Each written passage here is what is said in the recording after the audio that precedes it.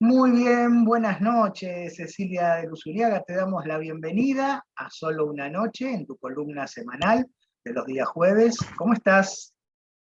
Hola, Oski, ¿todo bien? ¿Ustedes? Muy bien, aquí disfrutando de este fin de semana largo que ya se viene asomando. Ya se viene asomando, ¿no? Viene, Ujú. viene anunciándose. Ya está, ya Bueno, estamos ahí. está muy bien, está muy bien. Bueno, Ceci, ¿qué Bien, tenemos hoy? ¿De qué vamos a hablar? bueno, vamos a hablar de el cuidado de nuestro cuerpo y qué sucede cuando vamos a un médico, ¿no? Me parece muy Ajá, interesante a raíz de un tema que vengo siguiendo con una consultante en particular que sufrió de mala praxis y cómo es que a veces el médico no nos escucha. ajá.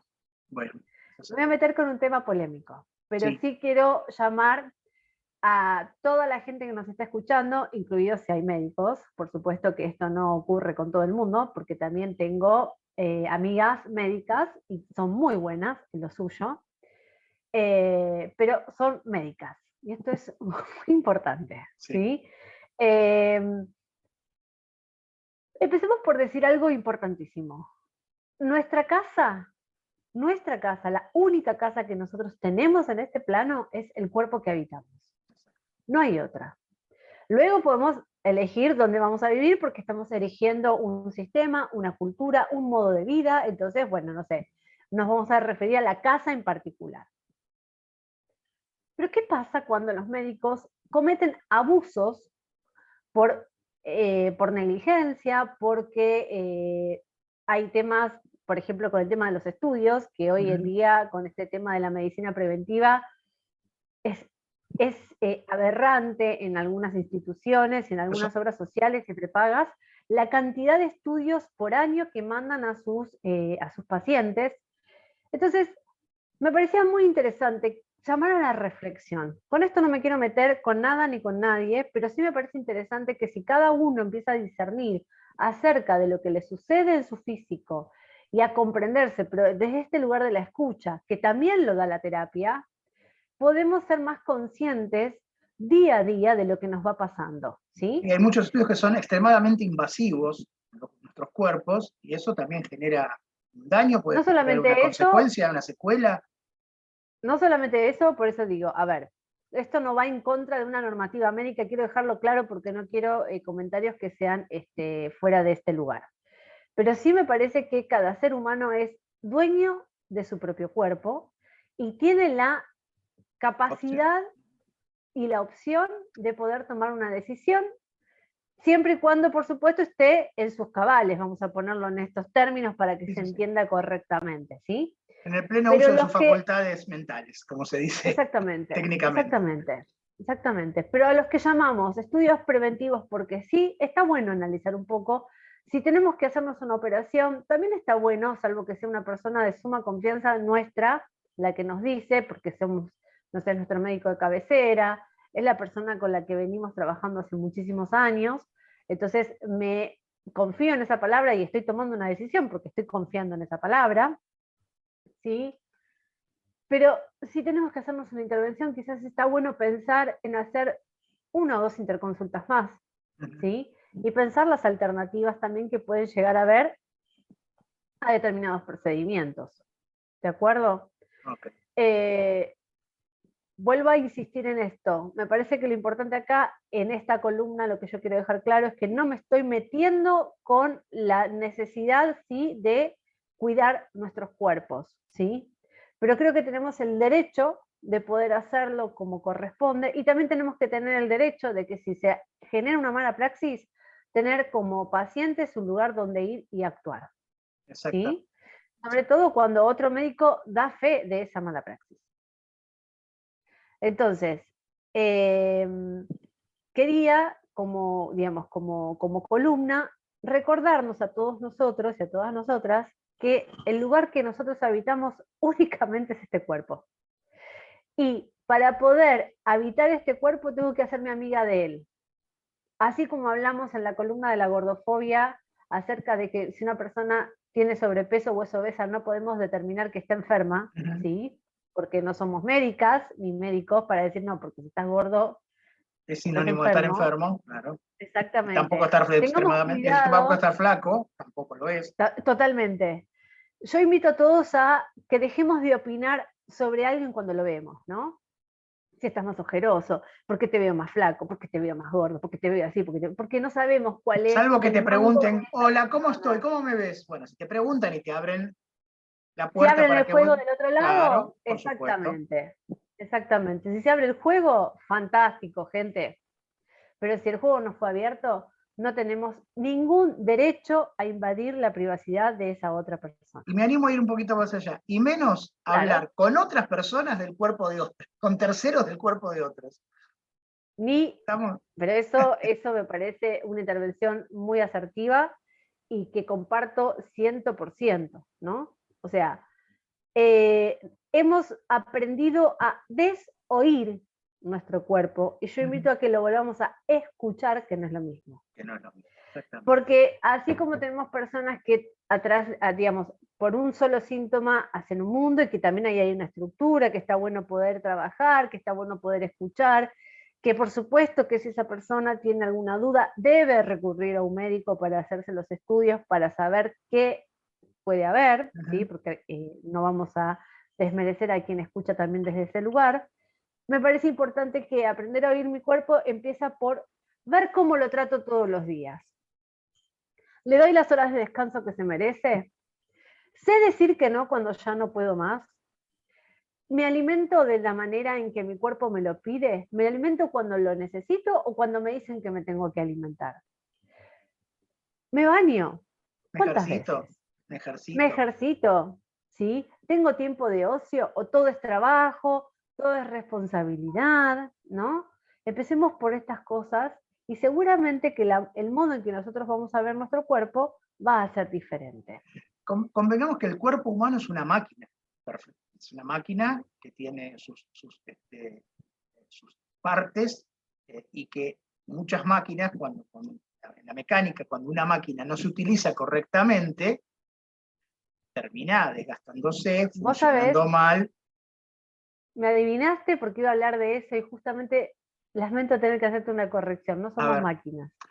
Cuando nosotros pensamos en el formato de la máquina, justamente iba a ir a eso y te agradezco la apertura, ¿no? Estamos muy acostumbrados a pensarnos como máquinas y así nos deshumanizamos, y así deshumanizamos otras especies también. Porque pensamos que son máquinas, porque pensamos que son comestibles, porque pensamos que están para eso. El tema de la máquina no tiene que ver no tiene que ver con lo tecnológico, digamos, ni con lo ni con lo artificial, sino que tiene una estructura de funcionamiento. Es más, muchas máquinas que después aparecieron están basadas en los movimientos humanos. Un brazo mecánico, claro, pero un brazo mecánico que se utiliza en una construcción en serie de algo, obviamente que está basado en el movimiento de un brazo humano. Entonces, es al revés, ¿no? Al revés. Me gusta pensarlo, no.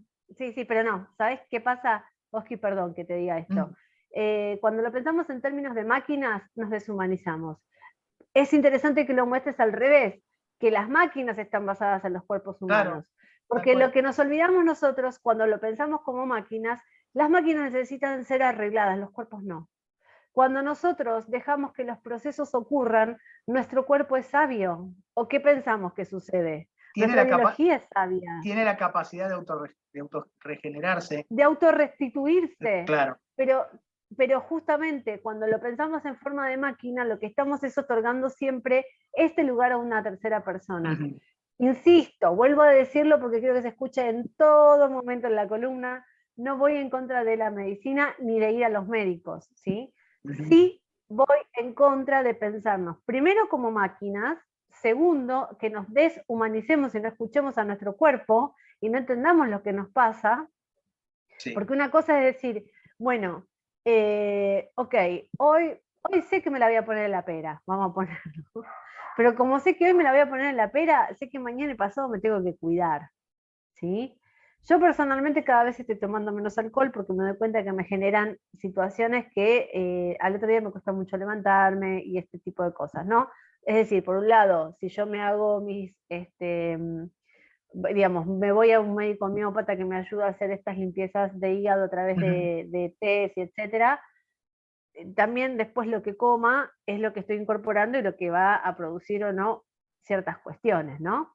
Entonces, volviendo al tema de qué sucede cuando a mí me dan un diagnóstico, que muchas veces incluso el diagnóstico es deshumanizado. Me ha tocado acompañar en estas últimas semanas a personas que acompañaban a personas que estaban pasando de plano, se estaban yendo de este mundo, y con una de ellas hablábamos que le tocó perder a sus padres en menos de 6 meses, que ningún médico pudo advertir que esos papás que tenían la famosa recuperación previa a la muerte, ¿sí? Sí. Le pudiera advertir esto, ¿no?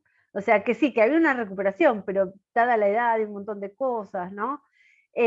Después uno lo va entendiendo con la experiencia, de esto se habla mucho, ¿no? Sí. Entonces digo, una de las cosas que me dijo ayer ella, que me pareció también muy interesante, por eso digo, bueno, con lo que hoy terminé digamos, de hablar en una sesión anterior, cierro este tema, digo, este era el tema, es que ella me dice, los médicos curan el síntoma y no la enfermedad. Y yo coincido en eso. Cuando nosotros al síntoma lo sabemos escuchar, le damos ese lugar, lo albergamos, porque la máquina no puede hacer eso, lo que va a suceder es que nosotros podemos entrar en ese proceso de autoconocimiento y entender que, por ejemplo, ¿vieron cuando a veces escuchamos, cuando las abuelas nos decían que si le dolía la rodilla estaba por llover y llovía? Sí. Bueno, de eso se trata, ¿no? Se trata de conocernos desde un lugar en donde podamos volver a ser dueños de nuestro sentir. La interrelación entre el cuerpo y la naturaleza y el medio ambiente, ¿no? Absolutamente, absolutamente. Todo lo que está pasando en esta semana, todo lo que está pasando con los terricidios, todo lo que se está moviendo, nos tiene que llamar a reflexionar de otra manera. Incluso la medicina tradicional, pensarla desde otro lugar, justamente que no nos piensen más como cuerpos, como máquinas. Porque cuando yo pienso que un cuerpo es una máquina, le quito la integridad de lo humano. Y el sentir. Las máquinas no sienten. Es exactamente, no sé, mira, a lo mejor en algún momento nos enteraremos de que sí, qué sé yo, pero en principio... No sabemos, pero en principio creemos que no, o sea, esta computadora en la que yo estoy adelante no siente. Si le pego no va a decir ay. Que no. Si le doy un golpecito no lo voy a pellizcar y va a decir ay. Pero en realidad sí, ahora entiendo por el lado en que vas, muchas veces la medicina tradicional en pos de nos deshumaniza y a veces nos convertimos en un objeto y en un territorio de prueba, ¿no? Exactamente. Cuando en realidad lo que nos tendría que brindar la medicina tradicional, digamos, es herramientas y cuando ya la situación es muy, muy complicada y sí ingresar en ciertos terrenos más profundos, ¿no? Por algo, las medicinas no tradicionales, como la llaman a la China, por ejemplo, no sé por qué le dicen la medicina no tradicional, que es milenaria, y yo creo que es más tradicional algo milenario que algo no tan milenario, ¿no? Está tomando un poquito más de terreno y mucha gente está empezando a interiorizarse. Es más, muchos médicos que son médicos de la medicina tradicional están interiorizándose con esto de la medicina china, por ejemplo, ¿no? Absolutamente, y además hay otra cosa que me parece muy interesante. Yo personalmente practico la medicina, o sea, practico en mi cuerpo la medicina homeopática y antroposófica. La medicina china todavía no la incursioné para ciertas dolencias, pero quiero decir que a mí la medicina antroposófica y la medicina homeopática hicieron que yo no tuviera que volver a un quirófano a operarme de quistes, pólipos ni fibromas, ¿sí? Entonces quiere decir que supe escuchar a mi cuerpo cuando dije, no puede ser que esto se siga repitiendo y lo único que me digan es que la única solución es pasar por el quirófano, o sea, había algo que no podía hacer. Y como estos temas a veces surgen, digamos, han surgido en esta época, ponen de relieve, bueno, lo que pasó con una de mis consultantes en particular, tiene que ver con esto, que realmente estoy indignadísima además, o sea, como persona, de la forma en que se la ha tratado ¿cómo se llama? De la forma en que se la ha tratado en el, digamos, el mismo médico, ¿no? Con respecto a la mala praxis. Y quiero reivindicar la medicina, así como digo esto, quiero reivindicar la medicina de hospital público que tenemos, porque en el lugar donde la atendieron y la pudieron sacar adelante fue en el hospital, en un hospital público, ¿no? Así que, nada, quería traer esto porque, bueno, la vez pasada yo creo que me es comentaba... muy importante lo de escuchar el cuerpo. Y cuando estábamos hablando de todo esto, ¿no? Y de lo que vos practicabas con tu salud, digo, y empezaba a pensar en nuestros ancestros, cuando la medicina no era una ciencia, no era lo que, bueno, y en lo que hablaba ayer con mi nutricionista, que nosotros, por ejemplo, seres humanos, originalmente se alimentaban muchísimo más de verduras y de todo lo que daba la tierra, previo a ser carnívoros, ¿no? O sea, la alimentación estaba a base de legumbres. Exacto. Bueno, y la medicina también en ese momento, la curación estaba determinada por las plantas, cuando se conocían las propiedades curativas de la planta, una planta para esto, una planta para lo otro. O sea, primitivamente, por llamarlo de alguna manera, esa era la forma de curar. Así es. Y estábamos interrelacionados absolutamente por eso con lo que brindaba la naturaleza para nuestro cuerpo. Absolutamente, por eso digo, si tengo un accidente de tránsito y, digamos, me tienen que operar, la medicina china, en principio pensamos, ¿no? Yo no lo sé, pero digo, la medicina homeopática, según lo que me dice mi médico homeopático, no estaría funcionando en ese momento porque hay que operar, o sea, hay que actuar con la urgencia que requiere, por eso un hueso quebrado necesita otra... Tal cual, no vamos a minimizar el avance de la medicina en eso porque, bueno, también hay mucha gente que se moría en otras épocas por temas que hoy la gente no se muere. Sin entrar en los temas más álgidos, claro, en los temas más álgidos del negocio que significan algún tipo de tratamientos. De ninguna manera, por eso yo quiero... No, pero bueno, eso corre por otro lado, que yo siempre lo digo ante este micrófono, siempre lo digo. Hay enfermedades que yo creo que con los avances que ha tenido la medicina tradicional, que no se haya encontrado la cura, a mí me genera muchas dudas. ¿Por qué? Porque son un negocio.